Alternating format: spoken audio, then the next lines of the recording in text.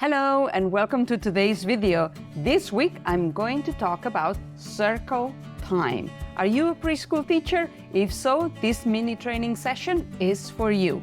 We're going to talk about how to include children with additional needs in circle time. Are you ready for this mini training session? If so, let's dive in.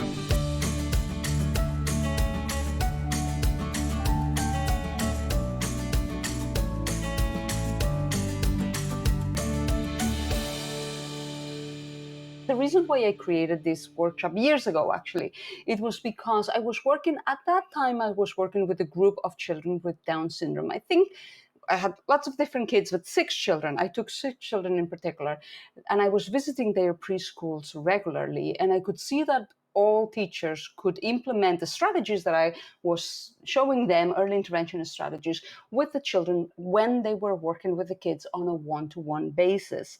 However, then when they ran circle time, all those strategies they were implementing on a one-to-one, they were not implementing in circle time. And I understand why, because circle time you have 15 children, 18 children, children of different levels of abilities, and you need to cater for everyone.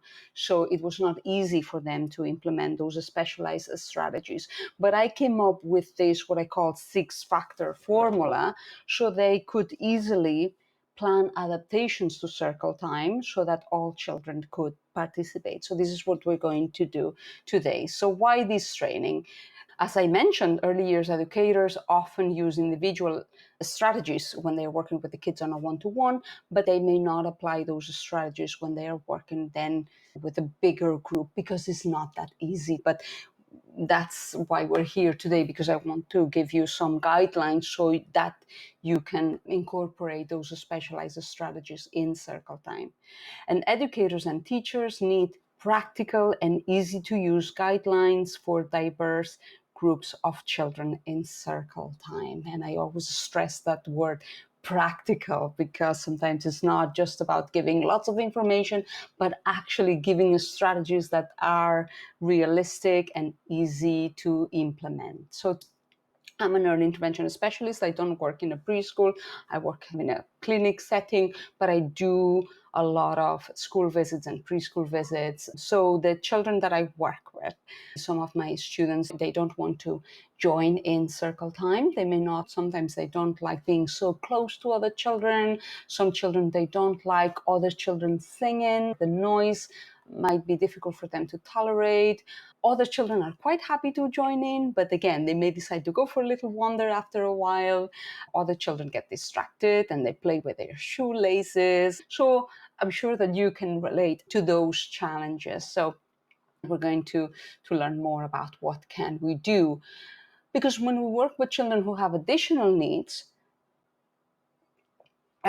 so children with special needs may present with a developmental delay, communication difficulties, and circle time is a time where the teachers use a lot of oral information. It's all about listening and talking, and obviously children with communication difficulties, they may find difficult to engage with those activities.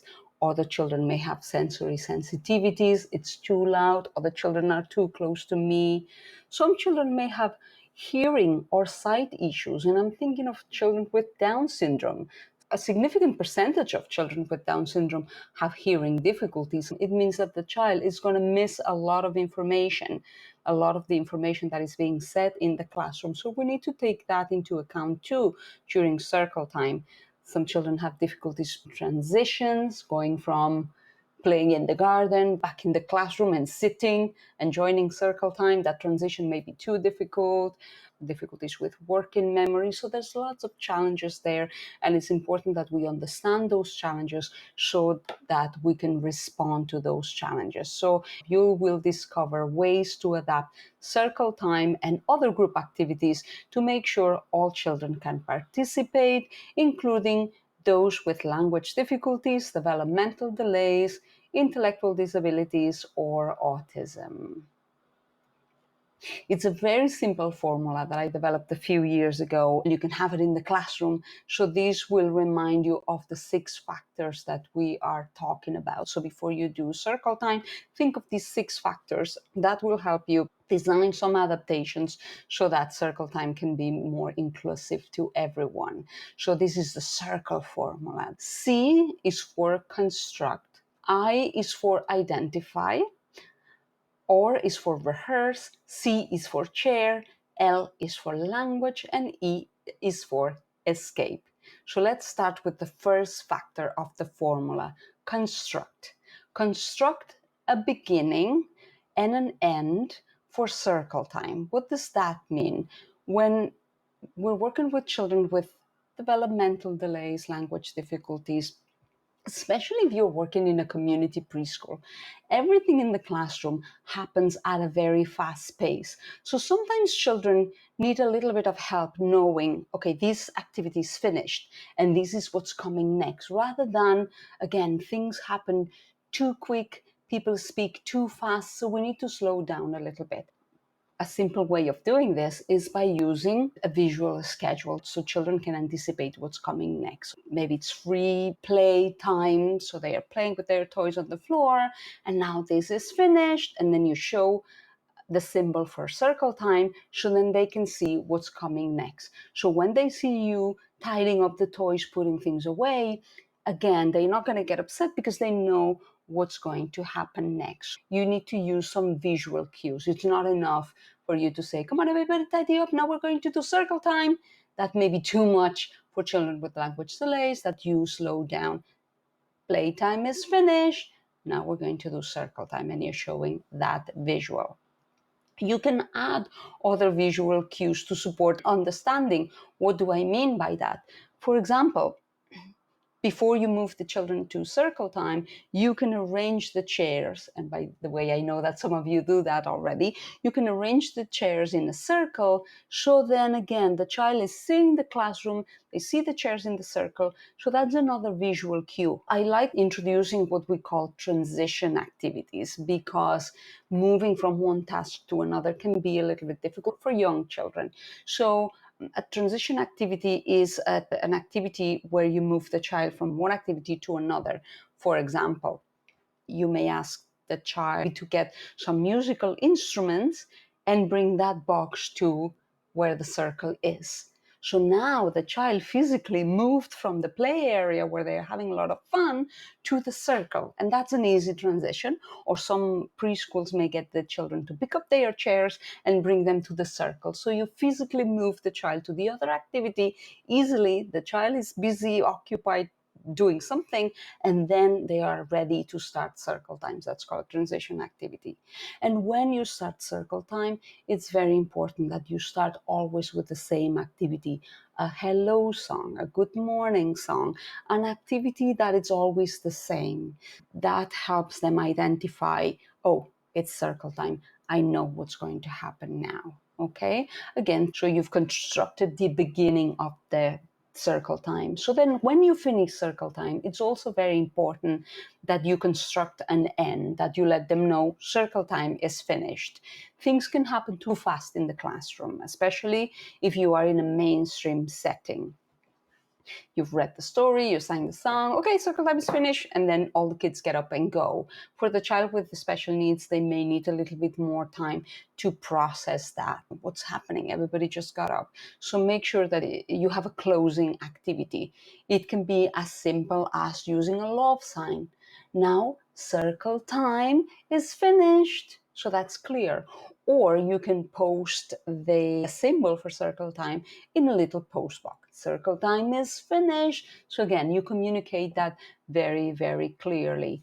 And always have ready the visual for the next activity. So when children get up, you are already telling them what to do next, where to go next. You don't want the child to get up and it's like, what do? I start wandering around the classroom. You tell them exactly where to go next. Okay, so you give a clear ending.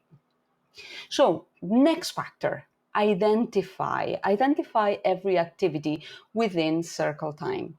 And years ago, when I did those observations with 6 children with Down syndrome, one thing that I noticed is that children were more or less engaged in circle time.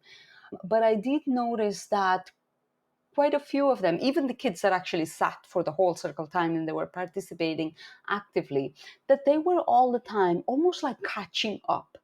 So, for example, the teacher would start singing nursery rhymes, and the child would actually listen to the song for about 10 seconds and then join in. Or the teacher was reading a story, and the child, again, like needed a little bit of time to process what was happening and then would join in. And then I realized that what was happening is that teachers went from one activity to the other quite quickly without, again, indicating story time is finished. Now we're going to the music. So without clearly indicating the task within circle time. So again, it's important that teachers clearly specify the current task. Now we're going to read a story. And you just like hold the book, you say you're going to read a story, and you wait a couple of seconds. So the child is processing, is seeing that, then seeing you with the book. Now they know what to expect. And then you start. Little things that you can do to clearly identify all the tasks within circle time. One very simple thing that you can do is actually have all the props that you need on a shelf behind you. So you could have a little musical instruments. Let's say that at the beginning you sing a song. So you get the instruments, music, and then we sing the song, and then you put it away. What's next? A story. You read the story, you put it away. What's next? And maybe there's flashcards. So then the child would see, when there's nothing left on the shelf, it means that the activity is finished, so that you clearly indicate one by one.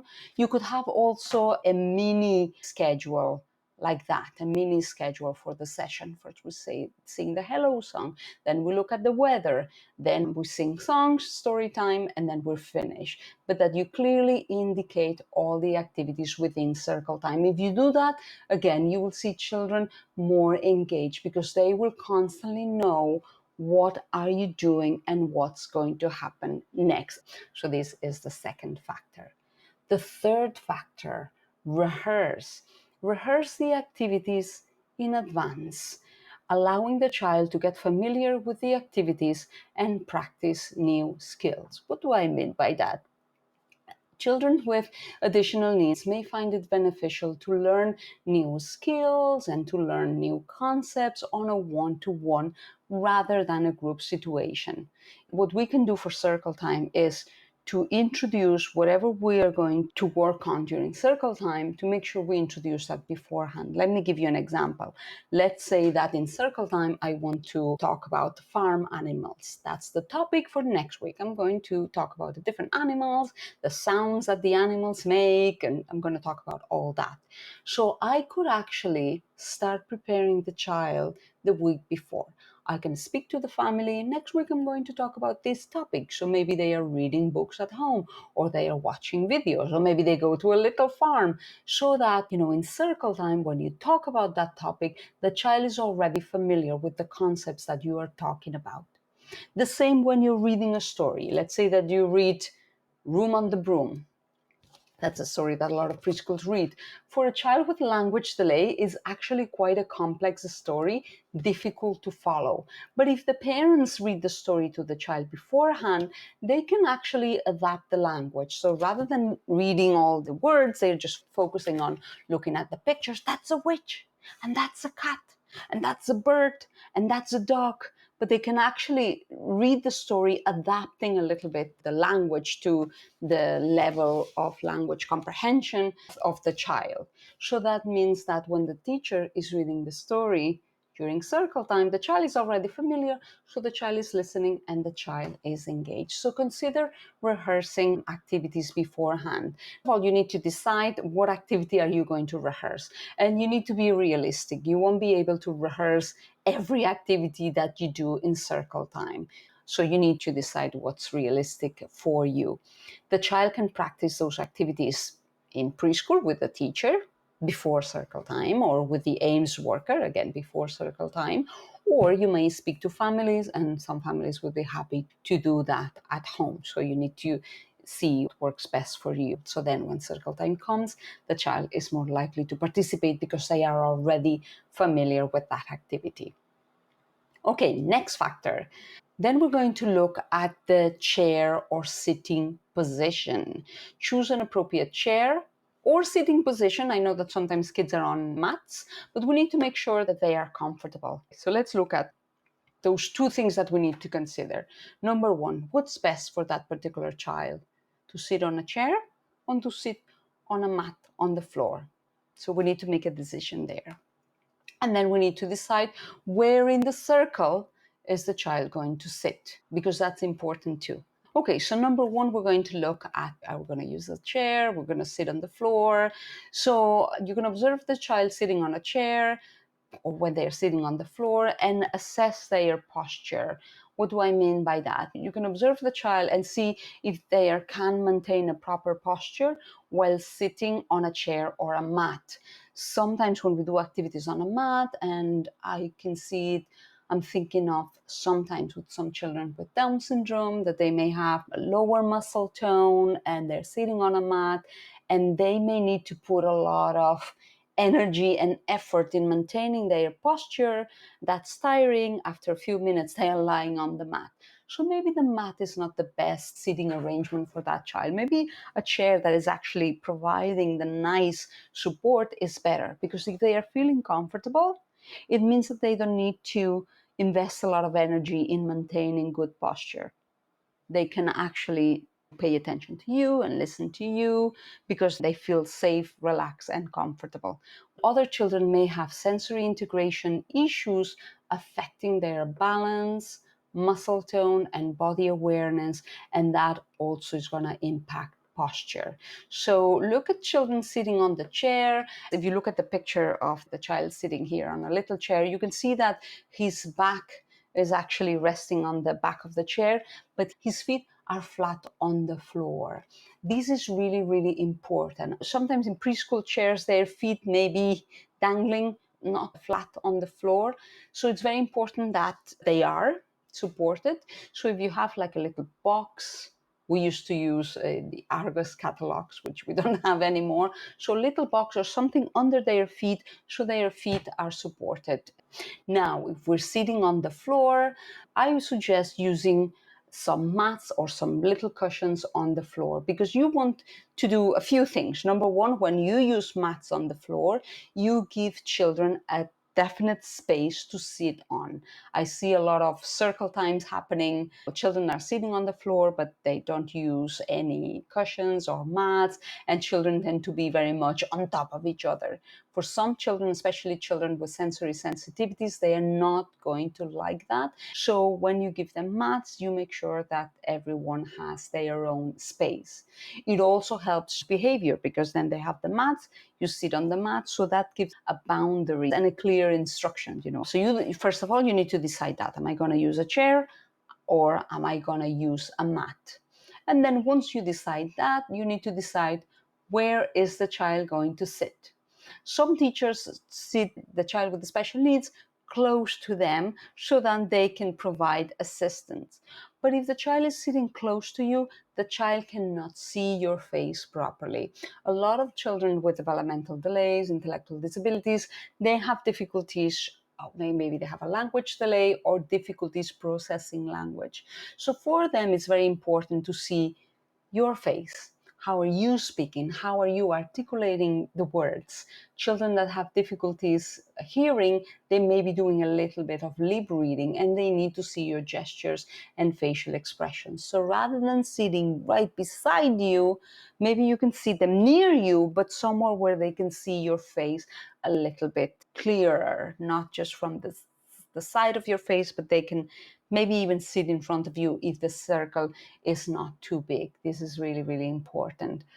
I'm also thinking of some children that have sensory sensitivities that may not like other children sitting too close to them. So you need to take that into consideration as well. So as you are putting mats or chairs, so that you give a little bit of extra space to that child, so then that child can be sitting comfortably in the circle. Okay? So the next factor is language. And we need to simplify language and use a total communication approach. Support your spoken words with visuals such as pictures and signs. That can be quite tricky, especially if you are in a mainstream environment, in a community preschool, because you use a lot of language, and children, especially if you're working with 4-year-olds, they are already able to articulate full conversations. And I suggest that you assess the child's level of language comprehension. You may observe that your student maybe is understanding one-step instructions or two-step instructions, but you may have observed, okay, if I communicate in short sentences, the child can actually understand what I'm saying. So you just need to have an idea of their level of language comprehension, and then during circle time, speak at a lower pace, give the child more time to process information, and adapt your language to their level of language comprehension. Some children with additional needs may use communication systems to communicate. Some children are using love signs. Some children are communicating with pictures. Some other kids are communicating with a device. So you need to make sure that, first of all, the child has their communication device, if they have a device, or if they have a textbook, that is there during circle time. And somebody needs to make sure that they also have the pictures or the symbols needed for the activities that are going to happen during circle time. If you're using love signs in advance, you need to find the love signs you will need for the activity that you're doing during circle time. And you can keep things quite simple. You don't need to, for example, if you're using love signs, you don't need to use a sign for every single word you say. Find the main concepts that you want to communicate, have the signs for those concepts or have the pictures for those concepts, and that is okay. You need to make it very practical for you too. You can have other type of communication supports like choice words. I like this particular one because this will allow the child to participate in circle time. Let's say that you are singing songs and you are asking your students, which song would you like to sing? Students that can communicate verbally, they can tell you, I want to sing The Wheels on the Bus. But what happens with the students that cannot communicate verbally? So you can have little choice words. Which song would you like to sing? And you show them maybe a choice of two. The wheels on the bus, head, shoulders, knees, and toes, and you let them point or you let them grab the picture. But you can have something like that. You can give them choices by just showing the objects. Which story would you like me to read? Brown bear, or Room on the Broom? And then the child just points. So always be mindful of actually allowing them to communicate in whichever way they can. So look at the level of language comprehension, language expression, and try to adapt activities to that so the child can actually participate in that group activity. Okay? And the last factor of the circle formula is escape. Plan your response if your student wants to escape the activity, and how are you going to offer your student a break if needed? I suppose we've all been in that situation. We're running circle time and the child maybe doesn't want to join circle time, or then there's those little kids that after a few minutes, they just get up and go. They had enough. So then what do we do? So I'm going to give you two very simple and practical solutions. You have two options. Number one, we have children that may get distracted, but overall they enjoy circle time and they can participate in circle time. It's just that they need a lot of breaks. They find hard to sit down for 15 minutes, 20 minutes, but they do enjoy it. So if we incorporate breaks, they can actually participate for the whole activity. So that's one case. Another case, children that are not ready to join in circle time. So let me explain in a little bit more detail. So those are students that, again, they can participate for circle time, but they need lots of little breaks. So we can give them natural movement breaks. What does that mean? So, for example, you are singing the hello song, and you sing the hello song and you're using little maracas. So then when you finish the hello song, then maybe the child can carry a little box and collect all the maracas and put them back, and now you've given them a little movement break. And maybe the teacher is going to read a story. Oh, Johnny, can you get the book? The book is on the shelf. And then Johnny goes and gets the book and comes back. So you can look at different ways of involving the child and give them lots of movement breaks. Sometimes what happens is that, in the middle of an activity, they get up and go. Some cases we know that we can actually bring them back. Normally, if the child gets up in the middle of activity, that's what I tend to do with my students. If they get up in the middle of an activity, let's say that you're reading a story, it's a long story, there's a lot of language, I'm aware that they may get lost and maybe not follow the storyline. They get up because they disengage with that activity. I tend to bring them back, but not necessarily in the middle of that activity. If they are not disrupting the group, I just give them a little break, and then when we're moving on to the next one, let's say after the story you sing a song, then I bring them back to the group and then we sing songs. So you actually give them a little break and then you bring them back to another activity, not the activity they ran away from. It's very important that we give praise. Like, for example, if a student is walking away from an activity, that rather than saying, don't walk away, don't do this, that we always use very positive language. Or when they come back, good sitting, good listening, that we always praise behaviors we want to encourage. And it's important that we speak with other educators, that we all communicate, so that when that happens, that the student is going off for a little wander, that we all know, okay, you're going to continue reading the story and I'm in charge of little Johnny and I will bring him back when he's ready. If there's a plan, so all of you are relaxed and all of you know what the plan is. So as I mentioned, other students that may be very reluctant to join circle time for different reasons.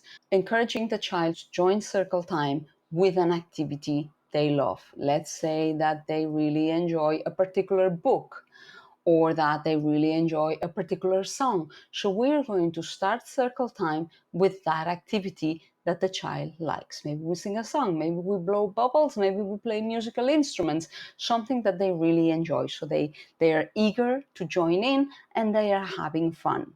When that activity is finished, normally what I do is I use a transition activity. So if we're playing music, we put the musical instruments in a box, and then the child and one of the educators in the classroom tidy up and put that in a shelf somewhere else, and then they stay somewhere else, and that other educator engages the child in a different activity, and the child is not coming back to the circle. So what you're teaching the child is actually that this activity has a beginning, has an end, that the child is not just escaping, that there's a clear end. Oh, the music, and then the song is finished, we tidy up, and then that child is engaged with another activity and you continue with the circle.